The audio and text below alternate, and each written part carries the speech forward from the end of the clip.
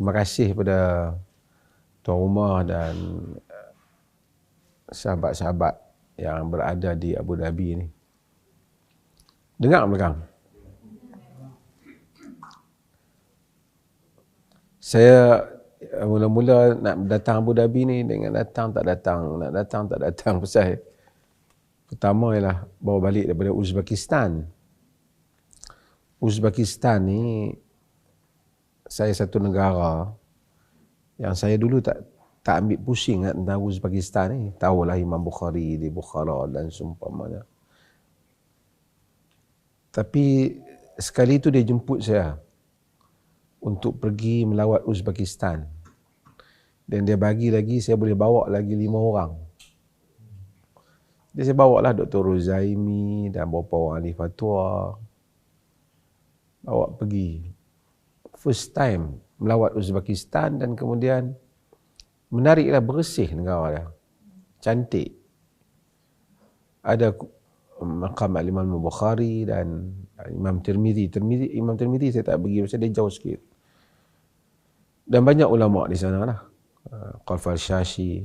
Dan menariknya dia Quran yang mana ketika Sayyidina Osman ditikam itu, Quran yang dengan darah Sayyidina Osman tu ada di Uzbekistan, ada di Tashkent. Masih ada. Dan itu dia orang telah proof dengan ni lah, asal UNESCO masukkan tu. Sekarang saya tengok dia buat satu muzium Islam punya lah besar. Saya pergi melawat ni tak syai. Dia memang tercantik negara dia. Masa dulu saya first lawatan saya. Bila saya balik, saya masukkan cerita Uzbekistan ke dalam Facebook dan macam-macam. Dia jemput saya untuk kali kedua pergi. Kali kedua dia jemput special sikit. Dia bagi kenderaan, dia bagi macam-macam lah. Dia pegawai yang jaga, perempuan seorang membagi ikut. Kemudian dalam majlis tu dia isytihar saya duta dia tak habaq tu isytihar. Saya nak pergi ambil ke tak pergi ambil ni kan. Dan saya ambil lah. Ada satu Datuk Khani daripada pelancongan Malaysia, masa tu hadir juga conference tu, dia kata tak apa, pergi ambil dulu. So kita tengok macam mana, masa dia panggil lah. Saya pun pergi ambil bukan ada gaji pun kan. Dia isytihar, menteri dia bagi. Lepas daripada tu dia sentiasa duk berhubung dengan saya lah. Gubernur dia datang, siapa-siapa daripada Uzbek datang ke Malaysia, dia call saya. Baru ni dia datang mari rumah saya dan seumpamanya. Dan saya buat atur pertemuan-pertemuan mereka dengan pihak-pihak di Malaysia. Dia ajak lagi sekali baru ni pergi. Nak pergi tak pergi, pergilah juga. Pergi kali ketiga ni kita malas nak berjalan sangat dah lah kan. Bawa lah saudara Sabri kita dengan Promedia tim dan boleh lah kan. Waktu balik ni jemputan ni lebih awal. Saya nak singkatkan. Saya ingat dia apa tak dapat singkatkan. Tapi dia dapat singkatkan. Itu saya datang jugalah. Kalau tidak saya kena balik 12. Saya tak boleh. Ada konvo Kuips. Tapi bagusnya saya pergi ke Uzbek lah musim pilihan raya. Jadi saya, kalau tidak saya duduk Malaysia. Tiap hari orang politik main rumah. Jadi tak larang nak jawab benda yang sama. Orang telefon, orang macam-macam. So, tak apalah. Okay. So, hari ni mari, saya pun tak siap. Dia orang jemput juga untuk saya tulis paper untuk conference ni. Saya pun tak sempat hari tu ni. Saya pun tak berminat dengan tajuk ni. Adalah, hari tu ada cadang juga. Tapi insyaAllah, kalau ada kesempatan tahun depan saya tulis kot. Ini main dengar saja. Sabri dia duduk saya dengan di Uzbek. Dia cakap, ni orang Abu Dhabi ajak nak terjumpa. Saya kata, siapa dia ajak? Dia bagi tahu lah. Kata yang tak nak pergi lah. Dia kata dia insyaAllah boleh pergi. Dia atok pandai.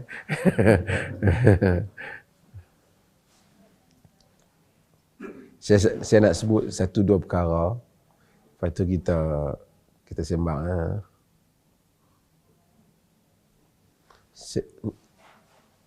Tuan-tuan datang ke negara ni, macam mana orang Malaysia datang tempat lain.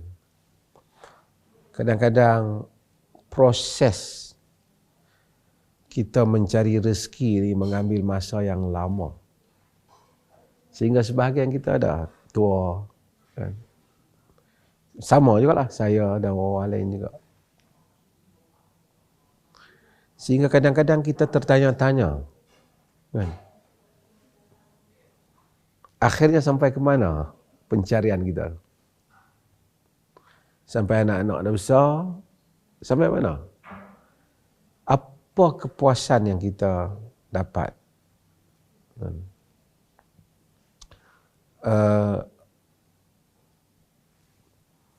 Al-Imam Ibn Qayyim Al-Jauziyah dalam Zadul Ma'ad disebut arba'atun tajlibur rizq. 4 perkara yang membawa kepada rezeki. 4 perkara yang menarik rezeki. Bukan buang rezeki kan. Al-Imam Ibn Qayyim ni adalah seorang tokoh dalam sunnah, dalam hadis, mempertahankan sunnah Nabi SAW. Ini adalah banyak perkara yang membawa pada rezeki sebenarnya. Tapi Al-Imam Ibn Qayyim sebut 4 hal yang saya rasa kesimpulan dia daripada hadis-hadis Al-Quran dan hadis yang dia semak. Jadi dia sebut 4 perkara dalam Zadul Ma'ad. Yang pertama kata dia Qiyamul Lail. Qiyamul Lail. Rezeki ni, ataupun apa kita nak tafsirkan rezeki? Duit banyak, harta banyak, ya semua tu pemberian Allah. Tapi banyak orang di negara-negara ni kita tengok banyak harta mereka. Tapi bila tidak datang bersama dengan keberkatan Tuhan, ia datang bersama dengan kegelisahan. Walaupun harta banyak. Qiyamul Lail keajaiban. Sebab tu kalau kita, siapa saja dalam hidup ni, dia sering mencari saat untuk doa dia mustajab. Orang kata malam 27 orang penuh masjid. Kan? Kerana kata Lailatul Qadar. Betul lah, okey lah. Memang disuruh pun syarak. Asalnya, orang kalau kita tanya pasal apa, malam tu ramai sangat. Tak ramai orang yang baik, orang yang jawab kerana amalan berganda. Kalau betul-betul tanya dia kata kerana doa mustajab. Asalnya, para salaf dulu memenuhi itu kerana amalan tu berganda. Tak apalah jawapan doa mustajab pun betul juga. Tetapi doa mustajab ni dia setiap malam doa mustajab. Di samping Lailatul Qadar, di samping kita pergi tempat-tempat mustajab di Arafah dan seumpama. Lailatul setiap malam. Nabi SAW dalam hadis yang diriwayatkan oleh Al-Imam Al-Bukhari dan juga Imam Muslim, yanzilu Rabbuna tabaraka wa ta'ala kulla lailatin hina yabqa thuluthul lail al-akhir. Tuhan kita turun, apa yang layak dengan Tuhan, dengan makna yang layak dengan dia, bagi setiap malam ketika 1/3 malam yang akhir. 1/3 tu kita sebutlah lalu, kita kira dengan malam bermula pada, bila malam mula? Maghrib masuk malam mula.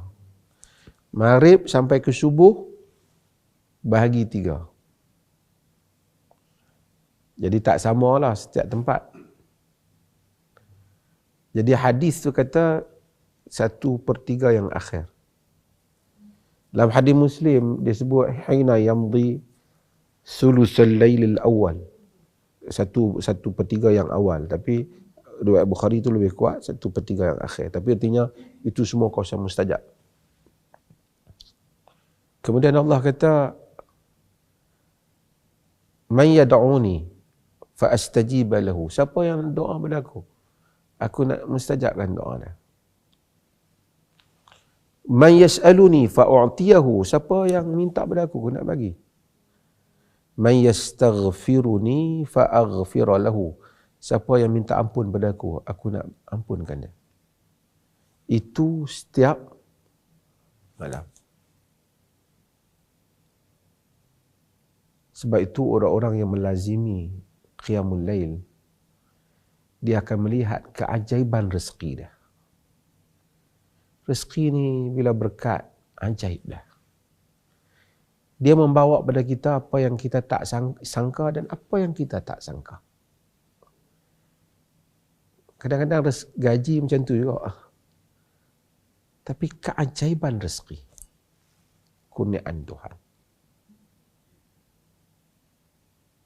Susah kadang-kadang orang, kadang-kadang macam-macam dia buat. Beratur panjang untuk dapat sesuatu. Tapi untuk seorang tu boleh berbicara dengan Allah Azza wa Jalla pada waktu malam, minta kat Tuhan, menceritakan segala masalah dia. Tuhan Maha mengetahui, tapi dia menghendaki hamba-Nya ilhah, selalu merintih. Maka kita akan tengok tak musnah orang yang qiyamul lail. Ramai orang Malaysia, selain Malaysia pun, saya tengok kadang-kadang tekanan di pejabat, tekanan kerja. Manusia ni kadang-kadang tekanan dia banyak. Tambah dia tekanan, nak cerita kat isteri tak boleh. Nak sembang anak-anak pun tak boleh. Member di pejabat duk tibai lagi apa. Ataupun kawan masyarakat masalah. Tak ada siapa dia nak cakap. Tapi agama subhanallah, ajar qiyamul lail. Ketika Nabi ketakutan, takut dengan serangan persepsi orang cakap. Sebab tu orang kalau nak dakwah, nak bawa mesej dakwah yang berat-berat ni, orang kata kalau jakut di lambung ombak dengan rumah tu di pantai. Setengah orang dipikir pasal orang kata kat dia sampai 3 hari tak habis. Pergi baca status apa pula, tibai dia ke apa, buat pening kepala. Sebab itu Quran bila Nabi gementar kata, ya ayyuhal muzammil qumil laila illa qalila nisfahu aw inqus minhu qalila aw zid alaihi wa rattilil qur'ana tartila. Wahai orang yang berselimut, bangun malam. Bangun malam. Kadang-kadang bukan apa pun, sejam sebelum kita subuh, bangun sikit. Solat, bicara dengan Allah. Allah mengetahui, tapi dia suruh kita abang ada. Nabi bagi tak, kadang-kadang doa walaupun sebagian riwayat tu dia tidak begitu kuat, naif, tapi saya suka kena maknanya indah. Tuan Nabi sebut Allahumma innaka, riwayat ni sedikit dari segi sanad teknikal dia ada naif. Allahumma innaka tasma'u kalami wa tara makani wa ta'rifu sirri wa alaniyati wa la yakhfa alayka syai'un min amri. Nabi, ya Allah, engkau mendengar perkataanku. Engkau melihat keadaanku. Tidak, engkau mengetahui segala yang rahsia dan yang jelas tentang diriku. Tidak ada sesuatu pun yang tersembunyi pada engkau. Anal ba'isul faqir. Aku orang yang sangat memerlukanmu. Doa-doa dan munajat Nabi indah. Tapi siang pun okey juga. Tapi malam manusia lebih fokus. Inna nasyi'atal lail hiya ashaddu wat'an wa aqwamu qila. Malam lebih. Sebab itu qiyamul lail. Yang kedua kata Al-Imam Ibn Qayyim, al-istighfar bil ashar, yang menyebabkan rezeki. Beristighfar pada waktu sahur. Waktu qiyamul lail tu, istighfar waktu itu. Wa bil ashari hum yastaghfirun, Quran kata. Pada waktu sahur mereka beristighfar. Istighfar waktu lain pun bagus. Kita pun patut lazimi sehari beratus-ratus kali istighfar, kalau boleh biar 1000 istighfar. Tapi istighfar pada waktu sahur mempunyai kelebihan yang tak ada pada waktu lain. Pertama, istighfar kita minta ampun kepada Tuhan. Cuma sebahagian orang, bila orang bagi tahu suruh istighfar, dia duk kira istighfar dah. Astagfirullah, astagfirullah. Berapa waktu ya? Astagfirullah, astagfirullah. Dia ingat apa jampi nak buka pintu ke apa. Maka tak menjadi, bukan tak menjadi, tak memberi kesan yang mendalam istighfar. Istighfar maksudnya kita minta ampun ke Tuhan. Kalau setengah dulu, kalau kita buat lagu Astagfirullahalazim, kita tidak ada makna dalam diri kita, kan? Maka itu bukan permohonan ampun. Dalam hadis yang diriwayatkan oleh Ibn Hibban, Nabi kata, tuba liman wajada sahifatahu kasratul istighfar. Beruntung orang yang mendapati pada buku catatannya di akhirat kelak banyaknya istighfar. Istighfar maksud minta ampun. Setiap kali kita sebut Astaghfirullahalazim, dengan penuh perasaan kehambaan kita, kita minta ampun, Allah ampunkan kita segala kekurangan kita, segala apa yang telah kita lakukan. Sebab itu Quran cerita tentang Nabi Nuh AS yang selalu kita baca. Faqultu astaghfiru rabbakum innahu kana ghaffara yursilis samaa alaikum midrara wa yumdidkum bi amwalin wa banin wa yaj'al lakum jannatin wa yaj'al lakum anhara. Faqultu astaghfiru rabbakum innahu kana ghaffara. Aku bagi tahu kat mereka, kat kaum aku, kaum Nuh, lawan Tuhan punya lama. Tapi Nabi Nuh kata, kamu istighfar pada Tuhan kamu. Innahu ghaffara. Tuhan itu ghafar, Maha Pengampun. Yursilis samaa alaikum midrara. Dia hantar langit kepada kamu turun hujan. Itu sebab tu bila kita semayang minta hujan, kita istighfar. Wa yumdidkum bi amwalin wa banin, dan dia menambahkan kepada kamu harta dan anak pinak. Wa yaj'al lakum jannatin wa yaj'al lakum anhara, dia jadikan untuk kamu taman kebun-kebun dan sungai-sungai. Ramai manusia dia akan tertanya-tanya, aku banyak ni, pendapatan aku macam mana nak boleh. Dia kena beriman. Allah mendatangkan keajaiban rezeki dengan istighfar. Istighfar waktu sahur. Artinya kalau satu orang semayang sejam, qiyamul lail elok. Qiyamul lail. Dekat bayangkan qiyamul lail itu mustajab. Masa sujud Nabi lama doa. Aqrabu ma yakunul 'abd min rabbih wa huwa sajid. Yang paling dekat hamba dengan Tuhan dia sujud. Dah waktu mustajab. Perbuatan yang mustajab sujud. Macam mana orang yang minta kepada Tuhan setiap malam supaya bagi rezeki dan kurniaan, melainkan Allah hadirkan kurniaan dan pemberian dia dengan jalan yang dia sangka dan dia tidak sangka. Sihat tu, kadang-kadang orang sihat tu, kurniaan. Boleh kau tu masuk hospital kadang-kadang berapa belanja. Anak sakit. Hatta cinta merupakan rezeki. Nabi kata tentang Khadijah, ruziqtu hubbuha. Aku diberikan kurnia cintanya. Cinta Khadijah. Jadi salat malam. Lepas tu istighfar, astaghfirullah. Dan manusia yang melalui hal ini, tuan-tuan pun mungkin dah buat, kita akan melihat keajaiban-keajaiban dalam hidup yang kita sangka dan tidak sangka. Apa yang orang tak sangka boleh kita perolehi. Apa yang kita sendiri tak sangka, ia datang hadir di dalam hidup kita.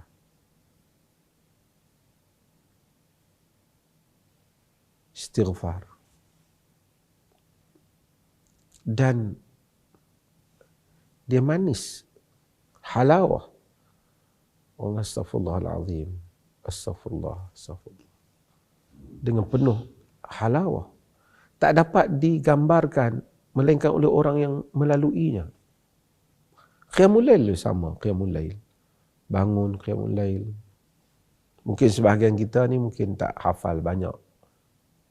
Macam-macam lah, dia sama ada dia hafal dulu sebelum dia salat, ataupun dia boleh letak mushaf di depannya, dia baca. Tapi melazimi membaca Al-Quran pada waktu malam. Kehidupan ni, apa kita cari? Kadang-kadang kita ada semua, tapi kita tak ada bahagia. Kita rasa satu ruang yang tidak dapat dipenuhi. Manusia tu terasa, ruang apa yang dia cari, dia pun tak tahu. Makan dah ada, isteri ada, tapi tak tahu, dia missing something. Dia tak dapat memenuhi makna ruhiyah yang Tuhan kendaki, yang ciptakan insan itu. Al-istighfar bil ashar, kata. Kemudian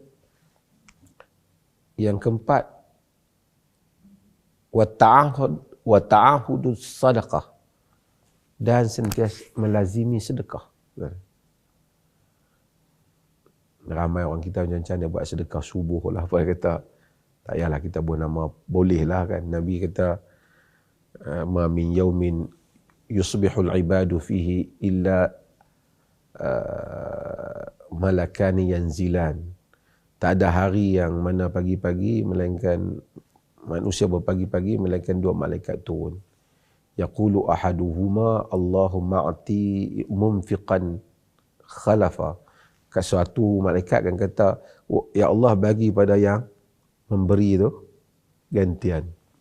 Satu lagi, wa yaqulul akhar Allahumma ati mumsikan talafa. Bagi kepada yang mana kedekut tu hilang harta dia. Kehilangan kata, aku duk kedekut lama, duk banyak lagi duit aku. Dia bukan maksud tu. Dia hilang. Hilang ni banyak. Hilang bahagia. Hilang nikmat hidup. Tekanan.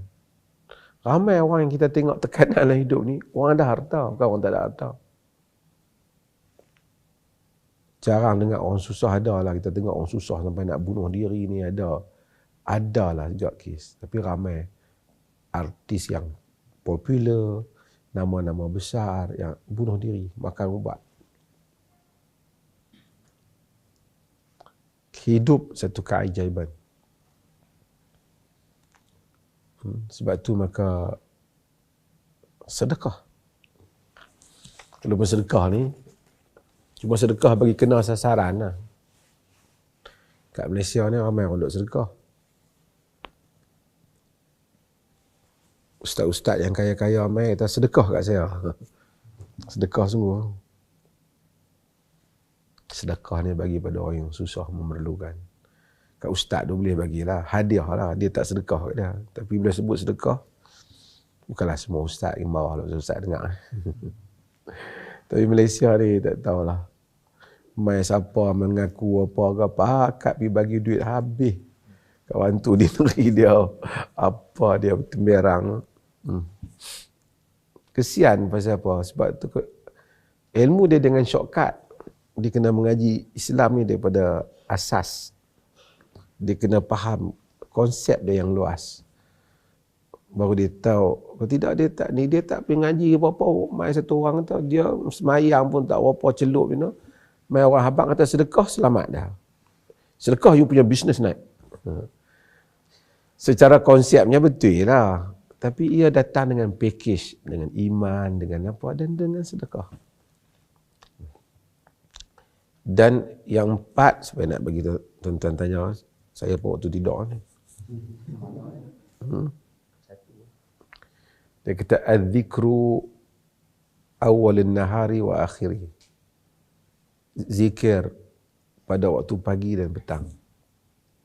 Kita ada apa? Bacaan-bacaan Nabi tu, baca. Pagi-pagi, subuh mula diri, baca. Zikir tu. Ya ayyuhalladzina amanu zkurullaha zikran kathira. Wahai orang-orang yang beriman, zikir pada Allah, zikir yang banyak. Wasabbihuhu bukratan wa asila. Dan bertasbih kepadanya masa pagi dan petang. Walladhi yusalli alaikum wa malaikatuhu liyukhrijakum minadh dhulumati ila nur. Allah itu berselawat kepada kamu dan malaikatnya. Allah maksud Allah memuji kamu dan malaikat mendoa kepada kamu untuk mengeluarkan kamu daripada kegelapan-kegelapan kepada cahaya. Tuan-tuan, kadang-kadang kita buat kadang-kadang kita balik ke akhirat itu mungkin kita semua menyesal. Kalau aku kata subhanallah itu pun boleh timbangan. Padahal duduk dalam kereta dia kata subhanallah. Duduk saja dia kata subhanallah. Kita tak kata pun. Kadang-kadang duduk jalan, nak pakai kasut dia kata alhamdulillah subhanallah. Dan zikir ni apabila kita melaziminya, ajaib. Tengok siapa yang melazimi la haula wala quwata illa billah. Dia akan tengok bagaimana Allah jadikan kemustahilan itu dapat direntasi. Tidak ada daya nak upaya melainkan dengan Allah. Nabi sebut alidhu bi ya dzal jalali wal ikram. Sentiasa melazimi ya dzal jalali wal ikram. Ya dzal jalali wal ikram. Ya dzal jalali wal ikram. Sehari berapa banyak dia. Tengok Allah angkat dah kedudukan dia. Wahai yang memilih kemuliaan dan keagungan. Dalam hadis Ibn Hibban, orang mai dari ya Rasulullah. Dia kata, wahai Rasulullah, aku tak boleh baca Quran. Alimni ma yujzuhu ma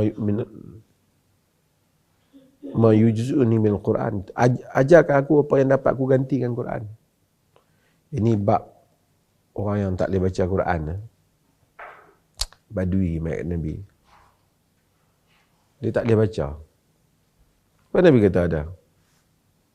Nabi kata subhanallah, alhamdulillah, wa la ilaha illallah, wallahu akbar, wa la hawla wa la quwwata illa billah. Tapi dia badui kan. Dia kata, ya Rasulullah, hadza lillah famali. Wahai Rasulullah, hak tu untuk Allah. Aku dapat apa? Okey juga soalan dia kan. Nabi dalam hadis, Nabi senyum ke dah. Nabi kata, walau sebagai riwayat, dia pergi dah. Dia kira nyari dia, dia patah balik. Rasulullah, yang tu untuk Allah. Tak apalah aku buat. Aku ni dapat apa? Salah ikhlas. Nabi cakap, hang ni, tunggulah akhirat kau. Nabi kata, kau sambung. Allahumma ghafirli. Allahumma rahamni. Ya Allah, ampunlah aku. Warhamni. Kesian ke aku. Wahdini. Tunjukkanlah aku. Wa'afini. Afiatkanlah aku. Selamatkan aku daripada ni. Warzuqni. Dan bagi rezeki kepada aku. Kau baca hak tu, kau baca yang ni. Hak tu untuk Allah lah kau kata, hak ni untuk kau. Bagus juga dia tanya, kan? Dia pun patah balik, dia kira dengan jari dia, ni cukup. Kalau tidak 15 ni je, Nabi bagi 5 ni. Jadi satu orang yang melazimi ni, Allah merezekikan dia dengan rezeki yang banyak, mudahan. Ni Ibn Qayyim sebut, saja saya ambil sebagai mukadimah. Tuan-tuan, arba'atun tajlibur rizq, 4 benda yang mendatangkan rezeki. Apa dia tadi? Pertama tadi apa? Qiyamul lail. Kedua, al-isfaru bil ashar, istighfar waktu sahur. 3, ta'udu sadaqah, bersedekah. 4, zikir pada. Mudah-mudahan kita semua buat. Agama ni perbicaraan yang banyak dan macam-macam pun kadang-kadang tidak memberikan apa manfaat kalau kita tidak ada apa yang kita sendiri boleh amalkan. Zikir adalah keajaiban. Zikir ni bukan duk bahak-bahak kat orang, pegang tasbih berjalan, duk tunjuk, oh ni tengok berapa ribu aku ni. Zikir ni antara kita dengan Allah.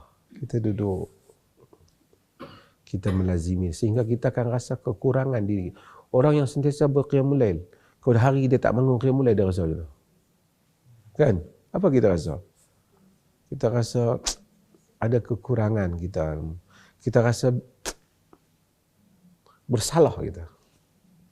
Kan? Tapi kalau orang tak jenis tak semayang, dia boleh semayang, dia tinggal semayang tak apa.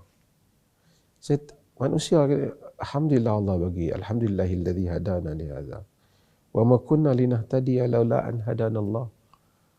Segala segala puji bagi Allah, tunjukkan kita jalan. Ada orang kita tengok semua okey kadang-kadang, tapi tak semayang. Banyak. Ada masa kawan-kawan anda semayang, nama dia tak semayang. Kalau Allah tidak membuka dengan kurniaannya. Tapi kalau Allah bagi kurnia supaya kita juga salat, bukan saja semayang, kita pun semayang malam yang mana dia suka. Sampai waktu salat malam dia kejut kita. Kalau kita, subhanallah, sesiapa yang, semua tuan-tuan, perempuan yang melalui hal kehidupan dengan Tuhan ni. Sebenarnya orang qiyamul lail ni dia bukan pakai jam pun. Time dia datang, dia bangun dia. Dia pun tak tahu siapa bangunkan dia. Kadang-kadang terkejut, dia tekan bangun tu. Sampai time tu Allah bangunkan dia. Tuan-tuan, orang besar ni kat Malaysia pilihan raya, geng-geng yang tak dapat surat, apa? Jadi calon tu pening tu. Kan? Macam-macam jadi kat Malaysia. Tak kira lah parti mana pun. Kan? Duk tunggu kan. Sama juga orang besar. Kadang-kadang kita ada majlis-majlis besar. Tapi orang payah bulan. Dapat? Aku tak dapat. Telefon jabat dia. Tak ada surat. Cuba tengok ada jemput tak? Dia rasa dia ketinggalan daripada majlis tu, utama majlis yang dihadiri oleh orang besar macam-macam kan. Dia pula tak dapat. Kita pula silap pihak abang kata kita dapat. Dia pening. Kadang-kadang kita bukan minat sangat pun. Tapi kan, ni ada satu majlis saya tak mahu sebut. 7 sultan tu hadir. Kawah tak dapat duk pening. Dia keluar daripada circle tu. Kan? Tentuan. Manusia hadir kadang-kadang, orang hadir majlis-majlis besar. Bukan ada apa pun, minum teh, pakai baju, bubuh lah baju sempena tema tu. Sebagai nak mensabitkan dia di dalam circle tu. Ni circle, nak cerita golongan aristokrat yang hidup dalam negara. Ni kita ni British punya cara kan. Semua ranking dalam masyarakat ni. Sebab tu duk kerja hang tak ada dapat status, tak ada status kan. Sebab tu kalau kita pergi tengok, aduh gila nak pakai beg 70,000 lepas orang Malaysia. Orang putih tak pakai. Cuma di London, orang London dah heran. Masalah heran dia mata biru lagi. Orang Malaysia pergi beli mata bubuh biru punya nak pakai tu. Kan? Bukanlah saya kata salah, tapi saya nak kata pasal apa? Nak mengisbatkan kedudukan dia tu di kalangan dalam dalam circle tu supaya tengok you pakai jam apa kan, jarak jam harga berapa, pen harga berapa, ataupun ni kereta apa, supaya tak terkeluar bila dipanggil pada majlis-majlis tu, utama yang membabitkan golongan istana dan seumpamanya dia hadir Oh, kalau tak dipanggil rasa kecil hati dah. Apa sangat selain makan kek, makan apa.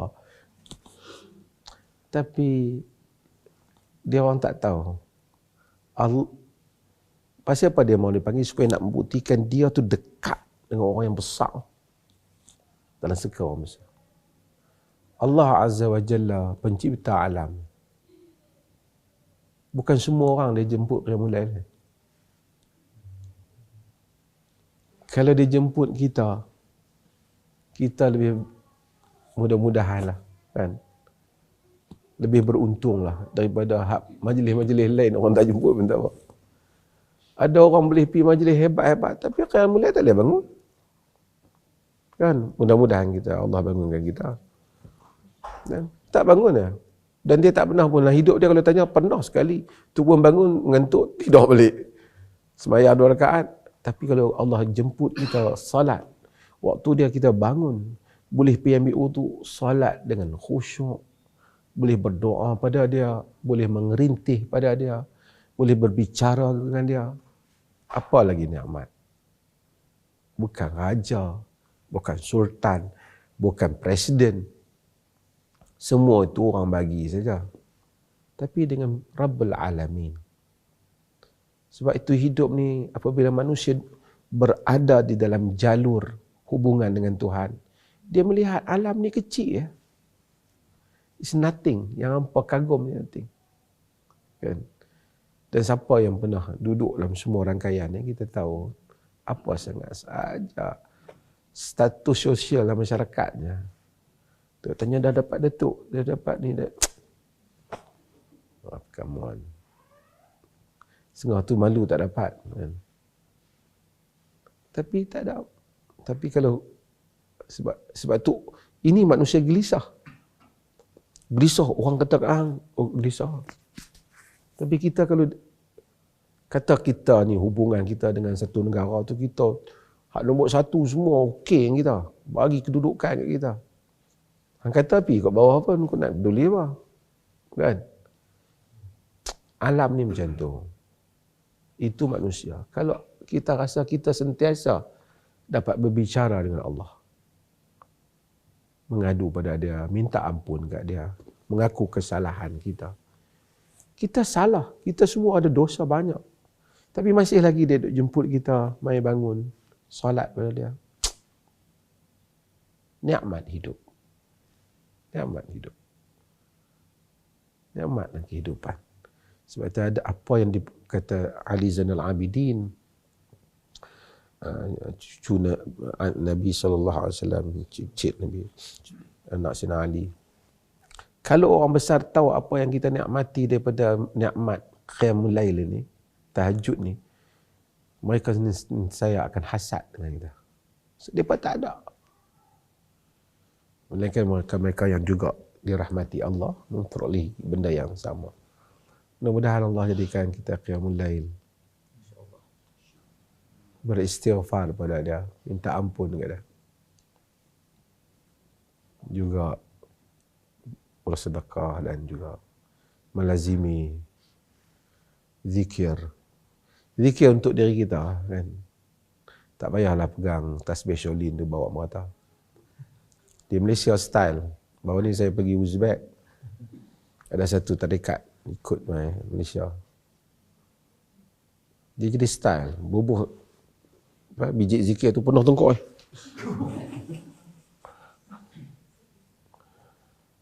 Tak apalah, ikut niat dia lah. Tapi Al-Imam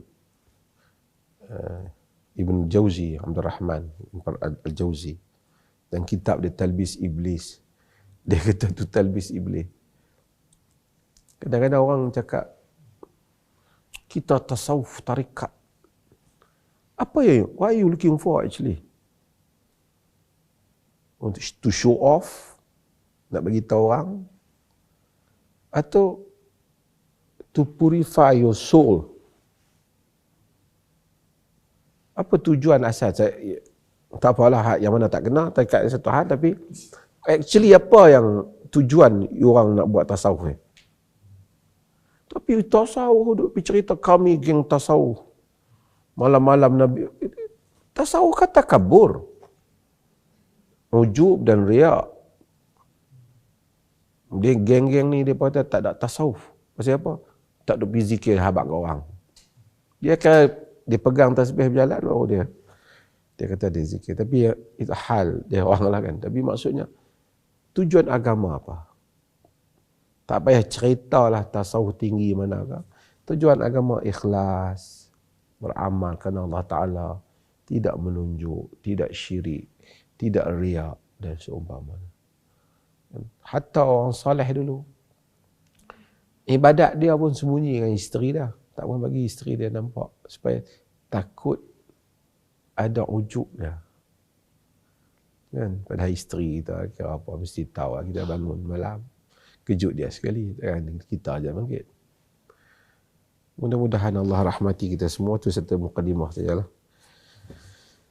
Dan insyaAllah kalau tentu ada soalan tak kaitan pun, nak tanya yang lain pun tak apa lah. Cuma nak tanya sebelum saya pangkas apa, lagi 3 hari mau jawab.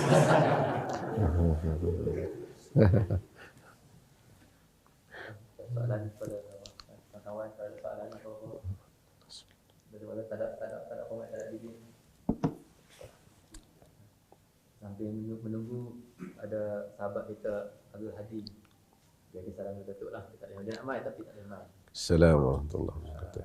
Dia tanya pasal baru ni isu tentang seorang dayus membiarkan suaminya, isterinya mereka anak pada doktor lelaki. Terima Datuk. Saya ni sebenarnya satu orang yang nak kata tua tak boleh lah. Taklah tua sangat. Tapi saya kalau depa ni tak cerita apa isu, saya tak tahu. Jadi Sabri cerita saya isu tadi. Apa cerita dia tak ada orang cerita. Tak sat, petang tak sat dia cerita. Oh, cerita. Saya pun bila dia cerita, dia bagi link kan lah tadi. Suruh tengok. Petang tadi antara masa conference tu, habis conference tengok sikit. Cuma tak apalah, ada 2 perkara saya nak sebut. Pertama, niat pihak yang menimbulkan tu untuk menjaga syariat tu bagus lah. Niat dia tu, kalau niat dia nak jaga syariat, tujuan dia supaya nak jaga syariat, niat tu bagus lah. Cumanya hukum hakam syarak ni dia tak boleh lah emosi, dia nak kena stabil.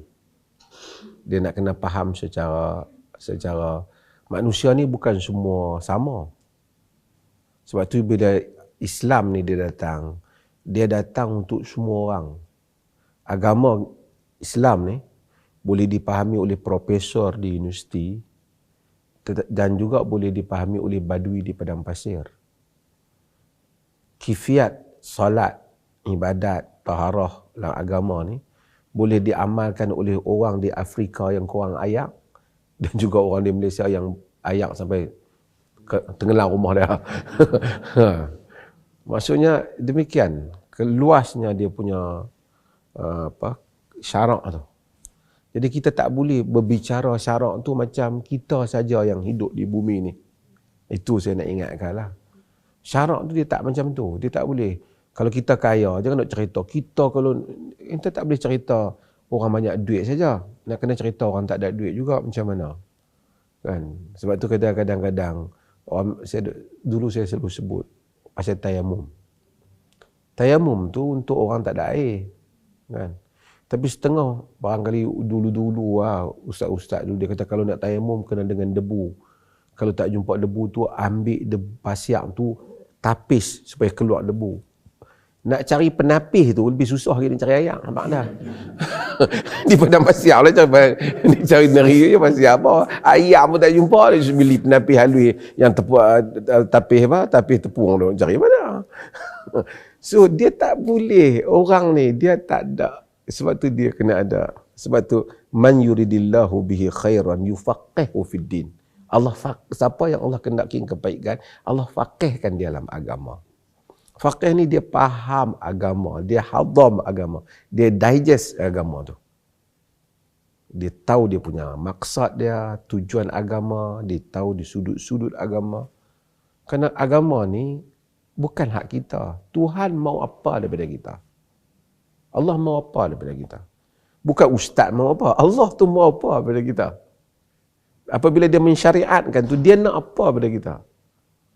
Bila kita faham ini kehendak Allah, dia mau apa. Allah tentu dia dengan sifat maha penyayang, maha pengasih, maha bijaksana. Semua agama, sifat agama mesti refleks kepada sifat attribute Allah Azza wa Jalla, sifat-sifat Allah Tuhan itu sendiri. Okey, balik pada ni, Ana tak tahu dia cakap apa, Ana dengar sikit lah. Tapi nampak semangat sangat tu, Ana skip sikit. Seorang, lepas tu ada seorang lagi, lelaki juga cakap. Ha, siapa dia tahu lelaki tu? Tak tahu, saya cakap. Pun nampak sakan juga. Macam ni. Pertama, asas memang betul. Lelaki tidak melihat aurat wanita. Juga sebaliknya. Vice versa, juga sebaliknya. Tetapi di dalam keadaan-keadaan yang tertentu, ada tak di dalam sejarah Islam wanita, kalau lelaki tak boleh tengok wanita, wanita mengurus, melihat lelaki, mengurus lelaki, ada tak? Ada. Ada dalam perang. Itu riwayat Bukhari, riwayat Rubai' binti Muawidh. Dia kata kunna ma'a Rasulillah sallallahu alaihi wasallam nasqi al-jarha nasqi wa nudawil jarha wa naruddul qatla ila al-Madinah, kan hadis. Kami bersama Rasulullah berperangan, memberi minum kepada orang yang cedera, merawat mereka, dia perempuan, dan membawa mereka pulang ke Madinah. Sebagai riwayat, mereka yang cedera tu diletakkan di dalam khemah bersama dengan wanita yang merupakan nurse yang merawat. Kan. Ada orang puji. Sebenarnya dalam sejarah Islam banyak orang puji, contoh apa, tokoh-tokoh daripada Europe seperti Florence Nightingale. Tapi dalam sejarah Islam banyak Rubai' binti Muawidh, ramai yang telah buat benda-benda yang seperti ini. Sehinggalah apabila kalau fik tu, maksudnya tak ada. Nabi kata nampak orang perempuan tak kira pergi dekat-dekat dengan lelaki, dok pergi bagi minum air kan senang kan. Dalam keadaan biasa tak boleh lah ambil air nak pergi bagi kat suami orang minum kan. Tapi orang peperangan. Cedera, lepas tu nak rawat, takkan nak rawat ujung jari tu, mesti cedera, nak kena balut, nak kena berubat. Nasihat tersingkap. Ada dalam hadis benda-benda keperluan yang seperti itu. So jangan kita asingkan. Okey. Sekarang ada dua keadaan. Pertama, orang yang ada pilihan, yang kedua orang tak ada pilihan. Bagi mereka yang ada pilihan, bahawasanya boleh ada doktor perempuan, tapi saja dia syok nak bagi lelaki, itu hukum dia betul. Itu dia memang terlibat dengan perkara yang dilarang oleh syarak, iaitu kerana dia ada pilihan. Ada doktor perempuan, ada doktor lelaki. Dia tak ambil yang lelaki lah, tanpa ada alasan. Namun perubatan ada beberapa perkara. Pertama, kadang-kadang ada lelaki, ada perempuan, tapi kurang ada pilihan. Dia tahu apa sebab. Mungkin yang perempuan itu kepakarannya tak sama dengan lelaki tu. Kalau kepakarannya sama, perempuan lah. Tapi mungkin katalah ada masalah sikit, lelaki ni lebih kita yakini untuk menguruskan tu. Bukan soal perempuan saja, lelaki, tapi mungkin ilmu lelaki ni tak ada pada ilmu perempuan ni. Terutama menyebabkan doktor pakar. Kalau ada benda-benda yang melembabkan jadi itu nak kena diambil kira. Bukan semestinya ada lelaki perempuan saja. Nak tengok yang perempuan tu berupaya mengendalikan kes itu pun tak. Mungkin dalam kes biasa boleh. Kalau dia pilih lelaki disebabkan kerana isu tu, isu kepakaran tadi, dia tidak melanggar syarak. Dia tak melanggar syarak. Tapi kalau dipilih juga, tak apalah, lelaki pun kawanku. Itu tak boleh. Itu tak boleh. Hatta kalau ada dua doktor, lelaki Muslim, perempuan bukan Muslim, memang kita ambil yang perempuan, kerana yang bukan Muslim, dia perempuan sama perempuan, hudud auratnya lebih ringan, lebih ringan. Walaupun asalnya melihat aurat ni dua-dua tak boleh kan, tapi lebih ringan. Kalau perempuan sama perempuan pun, dia bukan boleh tengok pada tempat tu. Kan boleh tengok pada tempat tu, dia tak boleh kata perempuan boleh tengok, tak, perempuan memang tak boleh juga. Lelaki tak boleh, perempuan tak boleh. Tapi di dalam keadaan keperluan, antara dua ni, yang lebih ringan. Okey. Itu satu hal kan. Kalau Muslim bukan Muslim, perempuan, kita pilih yang perempuan bukan Muslim. Tapi kalau perempuan, lelaki pakar, perempuan tidak pakar, kes tu memerlukan pakar, kita ambil lelaki. Kemudian, kalau kelahiran ni bukan semua orang boleh rancang, masa tu bukan pasti doktor duduk tunggu situ. So bila nak cakap hukum ni, dia nak kenalah ada fikir sikit. Orang melahir tiap-tiap hari, kita buat hukum macam tu, dia payahlah. Kita kata kalau ada pilihan, hendaklah ambil perempuan. Kalau tak ada pilihan, mungkin orang kampung, kalau dah tahu macam tu, menikah tu simpanlah duit nak pergi hospital swasta. Come on lah cik. Nak bayar yuran anak ni pun bertangguh nanang. Kan? So, dia tak boleh macam tu. Kalau dia tak ada kos yang di luar daripada keupayaan dia.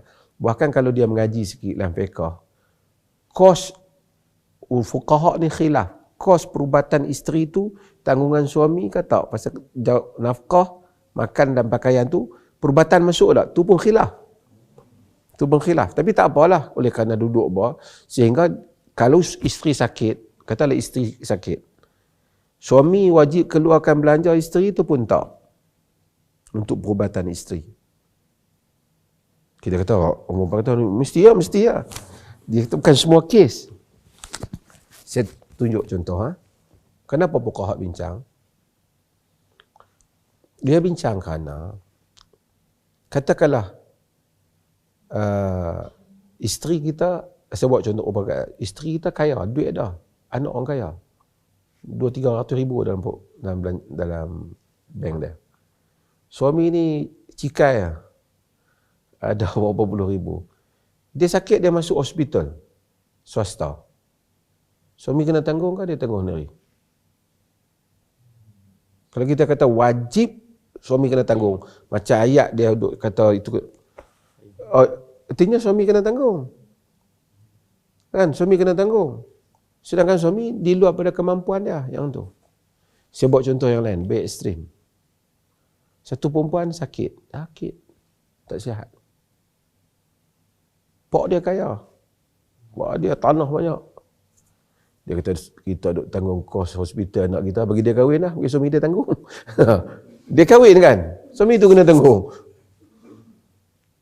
Sebab tu fuqaha bincang, benda ni harta dia ke harta suami?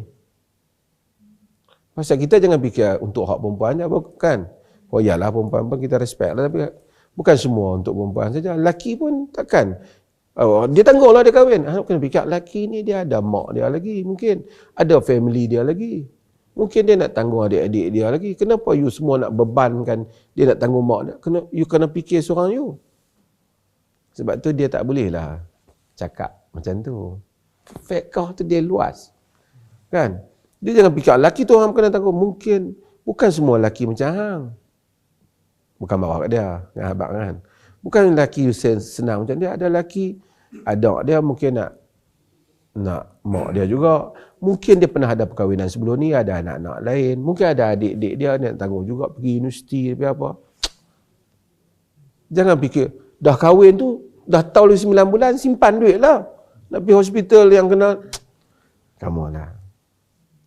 Sebab tu fiqh tak boleh orang emosi cakap. Hukum akal. Okey. Kemudian doktor tu cukup ke tak? Kalau tak ada, kan? Kita nak lahir kata tiba-tiba air ketuban turun. Dia nak pergi. Kena pihak ni. Sana doktor lelaki. Kalau ada masa mungkin boleh pergi. Kalau pergi pada hospital kerajaan, kita mana boleh demand dia. Make sure lelaki perempuan dia kata, cik hang balik, pergi hantar KPJ hang bayar lagi kata. Viral pula. So janganlah. Kadang-kadang orang ni boleh dia bercakap tu. Dia macam ni kalau dia nak cakap. Tuan-tuan yang berkemampuan dan mempunyai pilihan, hendaklah wajib bagi doktor perempuan. Ada pilihan, tapi bukan semua. Bila berlaku kelahiran, bukan semua ada pilihan. Hospital kerajaan, susah ada pilihan. Dan dia nak kata, ramai doktor perempuan, bidan perempuan. Saya tak tahu dia tu nak kena buat kajian. Saya kata tak juga, ramai lelaki. Dan kemudian kalau dia kata lelaki tak boleh, apa hukum lelaki yang pergi belajar ilmu di bidan ni? Adakah nak kata haram lelaki pergi belajar ilmu tu? Tak boleh lah, dia perubatan. Bila ada keperluan, dia boleh. So, boleh dia nak bercakap, tapi dia hati-hati sikit lah. Hati-hati sikit. Semangat tu okey. Study sikit. Di Malaysia ni macam-macam. Ada orang, dia tak payah belajar apa, ilmu mai. Tu pun ada juga. Tu pun telan ubat tak ancok tu.